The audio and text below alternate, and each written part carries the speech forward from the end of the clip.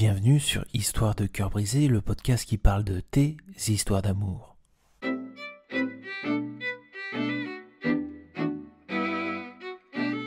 Dans cet épisode, je vous partage le témoignage de Stéphane. Stéphane vit une situation un peu particulière, une situation qui, à première vue, ne provoque pas beaucoup d'empathie. En effet, Stéphane a trompé son copain avec un autre et il s'est fait quitter après l'avoir avoué. Aujourd'hui, Stéphane regrette avec beaucoup d'amertume d'avoir trompé son compagnon. Il est toujours amoureux de son ex et ne sait pas comment il pourrait le récupérer. Voici son histoire.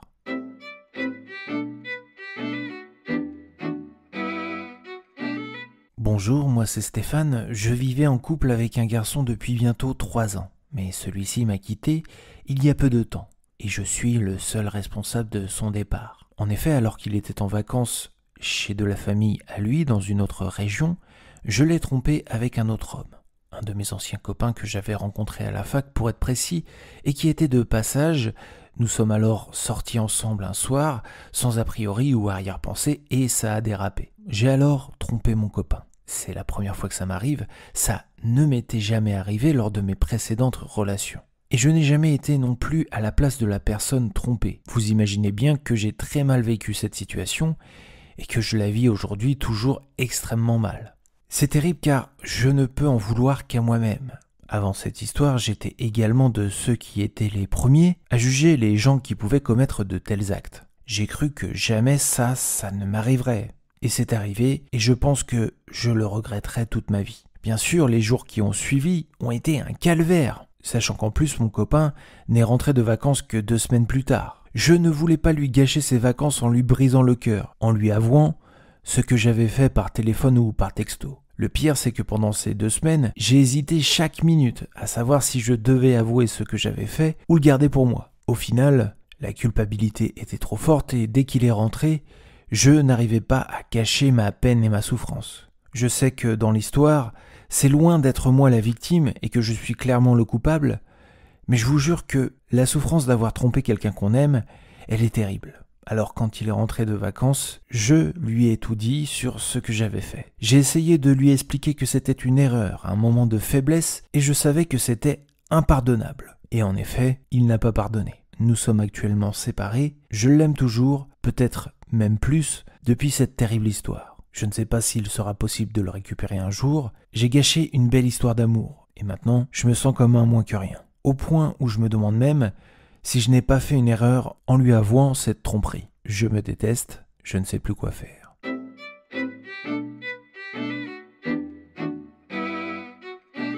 Bonjour Stéphane. Merci beaucoup pour ton témoignage. C'est rare d'avoir autant de sincérité et le ressenti d'une personne qui a provoqué ce type de situation. Pour ça, je voulais te dire à quel point tu étais courageux d'en parler. Parler et échanger sur ce type de situation te fera beaucoup de bien. Et je t'invite vraiment à continuer à t'exprimer librement à tes proches sur ce que tu ressens vis-à-vis de cette situation. Cela te permettra de mieux accepter ce qui s'est passé. Parlons maintenant un peu de cette situation. Déjà, elle est loin d'être évidente. Dans un premier temps, tu dois accepter le mal que tu as fait et ne pas le nier. Ça, je pense que sur ce point, tu es déjà dans le vrai. Ensuite, tu dois accepter que cette personne ne puisse jamais vouloir te reparler ou même te pardonner. Ce que je veux dire, c'est que ce n'est pas en ton pouvoir de décider pour lui sur ce point. Et pour répondre à la question « Est-ce que j'ai bien fait de lui dire ?» Je pense que oui. Car il peut être compliqué de vivre avec un tel fardeau et nocif de construire le futur d'une relation sur un mensonge, même si celui-ci peut signifier la fin définitive de cette relation. Je ne sais pas dans quelle mesure tu t'es excusé pour tes actes, mais je t'invite vraiment à écrire une lettre à cette personne. Une lettre, c'est le meilleur moyen pour réussir à exprimer ce qu'on ressent et à quel point on est désolé de son comportement. Tu n'as peut-être pas eu l'opportunité de tout dire, et du coup cette lettre, c'est le moyen d'exprimer vraiment tout ce que tu ressens. C'est également l'occasion de t'excuser une dernière fois pour ton comportement avant de prendre tes distances. Car que ce soit pour ton bien ou pour le bien de ton ex, vous devez prendre chacun vos distances. C'est difficile à entendre, mais il faut laisser de l'espace à ton ex-compagnon. De ton côté, il faut aussi que tu te recentres sur ta vie. Il faut que tu réfléchisses. Cette erreur, elle est peut-être survenue dans un contexte particulier. On fait rarement ce genre d'erreur quand tout va bien dans notre vie. Tu as peut-être fait cette erreur parce que quelque chose n'allait pas forcément bien dans ton couple, ou même sur un autre aspect de ta vie. Le temps que tu as maintenant pour toi doit te servir à plus te recentrer sur ta personne.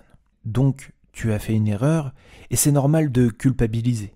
Mais attention de ne pas sombrer. Par là, j'entends qu'il est parfois plus facile de continuer à chuter quand on trébuche que d'essayer de se rattraper et de se relever. Je t'invite donc à vraiment utiliser ta culpabilité et toutes les émotions négatives que tu as pour les transformer en quelque chose de positif dans ta vie.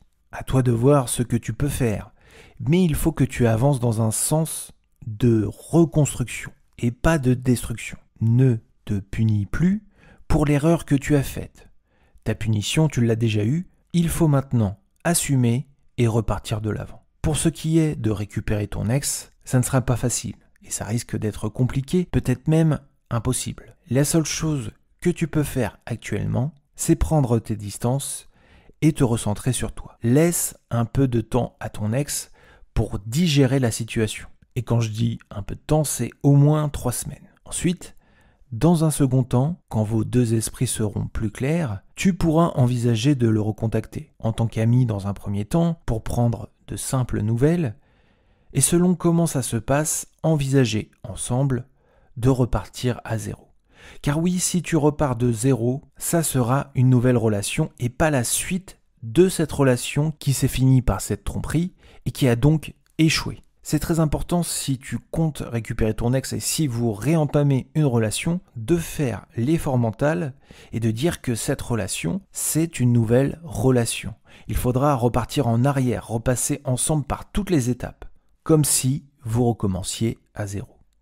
Et si ton ex n'arrive pas à te pardonner, alors, même si c'est difficile, il faudra faire le deuil de cette relation et en tirer les leçons pour tes relations à venir. Sois fort, des moments compliqués s'annoncent pour toi, mais je t'invite vraiment à être bienveillant envers toi dans ta situation. Ne te laisse pas avoir par les tentations de sombrer. Reprends ta vie en main, deviens un autre homme, meilleur que celui que tu as pu être.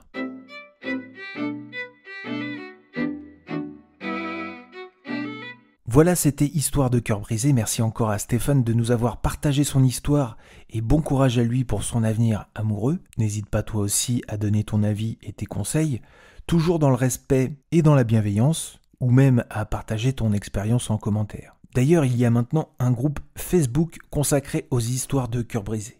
Vous êtes de plus en plus nombreux à nous partager vos histoires, à nous les envoyer, et nous ne pouvons pas toutes les publier sur la chaîne. Du coup, ce groupe, c'est l'occasion pour ceux qui le souhaitent de partager leur histoire, de parler d'amour ou de demander des conseils et des avis à la communauté. Le groupe s'appelle Cœur brisé, ton histoire de cœur brisé. Le lien sera affiché dans la description de la vidéo et en commentaire épinglé si vous regardez cette vidéo sur YouTube. Et si vous écoutez Histoire de cœur brisé sur une plateforme de podcast, vous pouvez laisser une bonne note pour nous soutenir au podcast. Je vous dis à très bientôt pour une nouvelle histoire de cœur brisé.